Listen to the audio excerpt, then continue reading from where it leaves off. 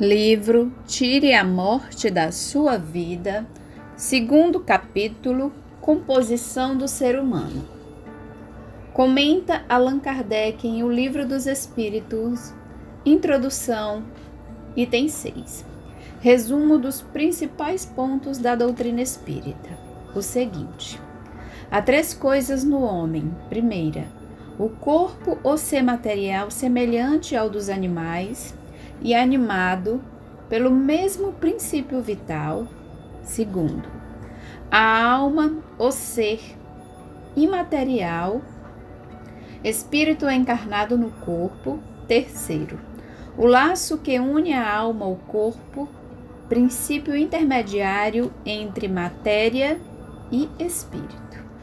O Espiritismo traz à lune verdadeiras riquezas para o crescimento do ser e objetiva situações completamente despercebidas pela mente humana, transformando o campo do pensamento transcendental e, por que não dizer, do pensamento real, rasgando de uma vez por todas o véu que obscurece o caminho do ser espiritual habitante deste orbe.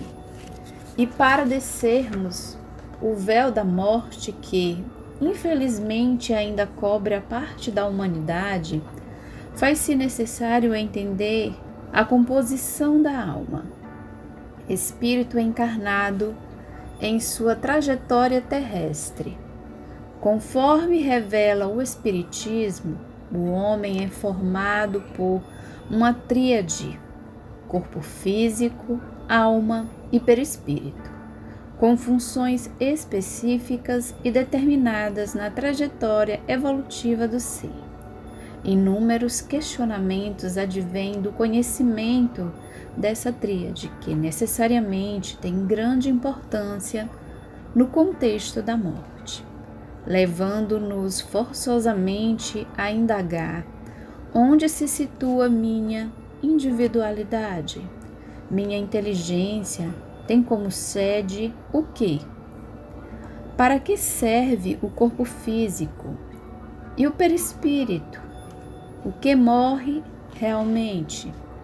São questões, na verdade, difíceis de responder, e os desconhecedores do Espiritismo perguntam-se: onde vamos buscar as respostas para as questões tão complexas?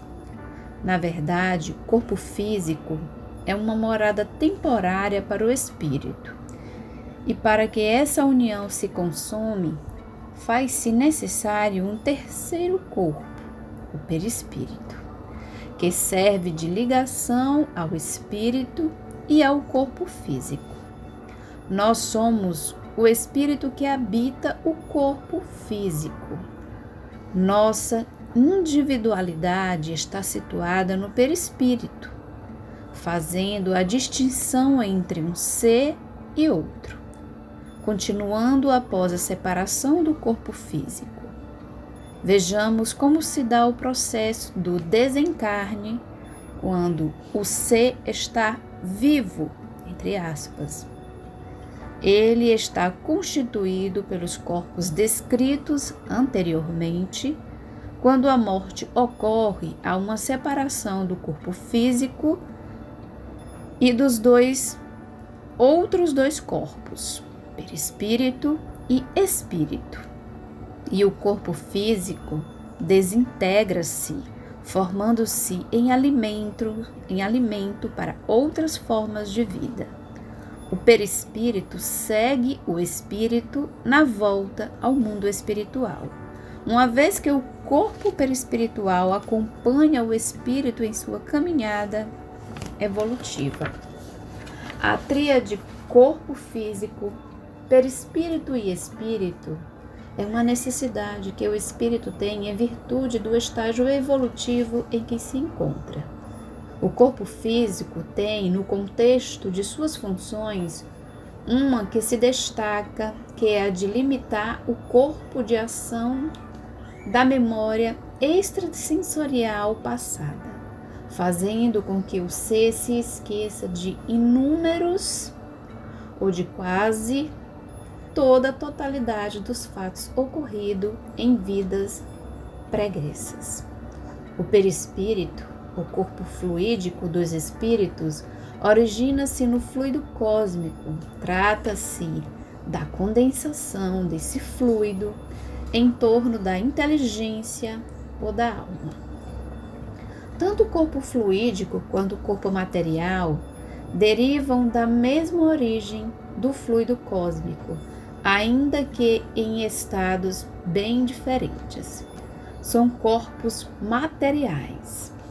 A existência desse corpo espiritual foi reconhecida por muitos povos da antiguidade e recebeu diversas denominações entre os judeus, Nepleshes, para os brahmanes, Karma Rupa, na Índia, língua Charina, no Egito, Keá, na Cabala hebraica, Rovashi, para os filósofos gregos, carro sutil da alma, corpo luminoso ou veículo leve, para Hipócrates, Enormon. Pitágoras denominou de carne sutil da alma.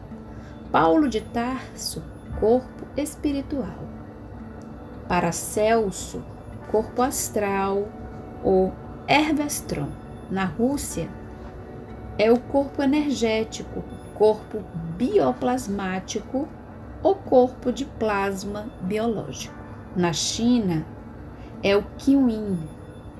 Para o espírito Emmanuel, é o corpo eletromagnético e psicossoma.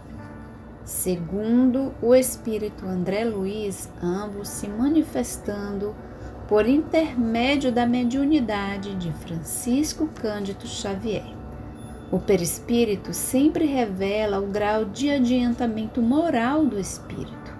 É sutil entre os espíritos mais elevados e grosseiro entre aqueles que se apegam à matéria, a ponto de estes o confundirem quando desencarnados com o próprio corpo material.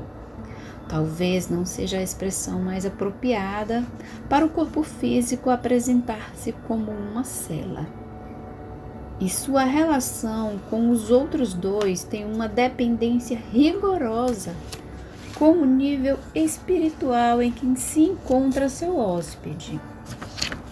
Essa rivalidade, no entanto, não impede que um espírito evoluído possa vir a abrigar-se em um corpo com sérias complicações e limitações. Essa é uma questão de escolha, por algum motivo. Um espírito superior optou por esse corpo, uma empreitada a que ele se predispõe e que foge de sua normalidade, de seu grau de evolução. Queremos mostrar que, na verdade, todo espírito recebe o corpo que melhor se adapta às suas características evolutivas e para sua evolução, e como ele deve enfrentar os obstáculos vindouros, inclusive a grande passagem própria para aquele espírito e para aquele corpo físico. Obviamente, o corpo material não é um corpo inerte do ponto de vista das sensações e do aprendizado, porque há uma permuta de informações em mão dupla que desencadeia crescimento e aprendizados em ambos os sentidos, se considerarmos que tudo está em constante dinamismo, em permanente transformação e que os seres estão em evolução contínua. Seja qual for a sensação que se tem no momento extremo da morte, não é no corpo que se situa a causa, seria mais um efeito, uma vez que no espírito que se encontra o sofrimento. E esse sofrimento não é físico, mas sim moral. No perispírito materializa-se a expressão da dor consciencial, em função do grau de comprometimento que o espírito tem para com as leis divinas. É, na verdade, no perispírito que se situa a explicação dos fenômenos tidos até então como misteriosos. No campo da morte, uma vez que ele não se desagrega quando da grande passagem, pois além de acompanhar é o processador do pensamento do espírito. É por meio do perispírito que os espíritos se apresentam, mostrando-se de forma que os se identifica. Na transmissão do pensamento ou por meio de outros sinais que sua condição espiritual permite.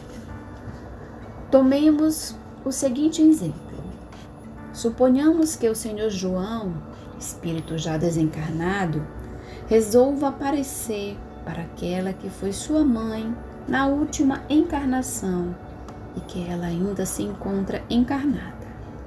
Mas ele também resolve aparecer para sua avó de sua encarnação imediatamente anterior, ou seja, por ele ter desencarnado jovem, ao chegar ao plano espiritual, solicitou aos benfeitores que lhe mostrassem as duas famílias, pois são famílias distintas. Ora, quando ele for apresentar-se à sua avó, de sua família anterior, seu pensamento do espírito modelará, vamos dizer assim, seu corpo espiritual, a forma que ele tinha quando estava encarnado naquela família, a fim de que sua avó possa reconhecê-lo como seu neto e saber que ele ainda vive no mundo dos espíritos.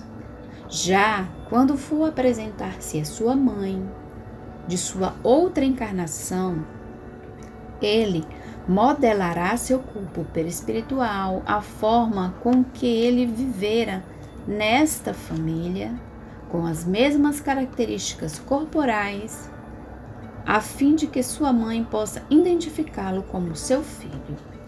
Tentamos, de forma simples, apresentar nesse exemplo a importância que o perispírito tem nos fatos ditos paranormais e demonstrar que, com o seu conhecimento, se identificam a causa e a continuidade da vida. Pelo exposto, podemos ver que o corpo físico não nos pertence, servindo apenas de abrigo a nosso espírito, cedido pela misericórdia divina, como um empréstimo para o avanço de cada um.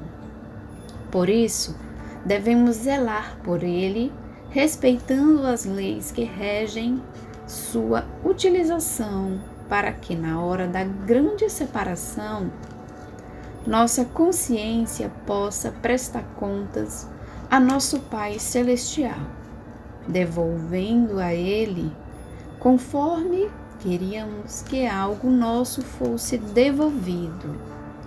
Portanto, quanto mais distante o espírito se porta na execução das leis divinas, mais difícil é sua condição, desde a partida deste plano até o plano espiritual, até mesmo na hora da morte do corpo físico.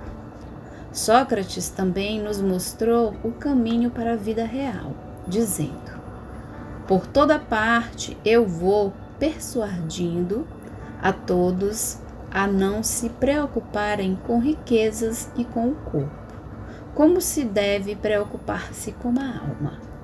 Acredito ser de suma importância o conhecimento das funções perispirituais, pois, por meio desse conhecimento, vamos observar que o perispírito presta grande serviço ao espírito, bem como ao corpo físico, até mesmo regulando o comportamento do espírito no momento da morte, seja o tranquilizando, seja o auxiliando durante a agonia, pois essa determinação é diretamente proporcional ao nível de evolução em que se encontra o espírito.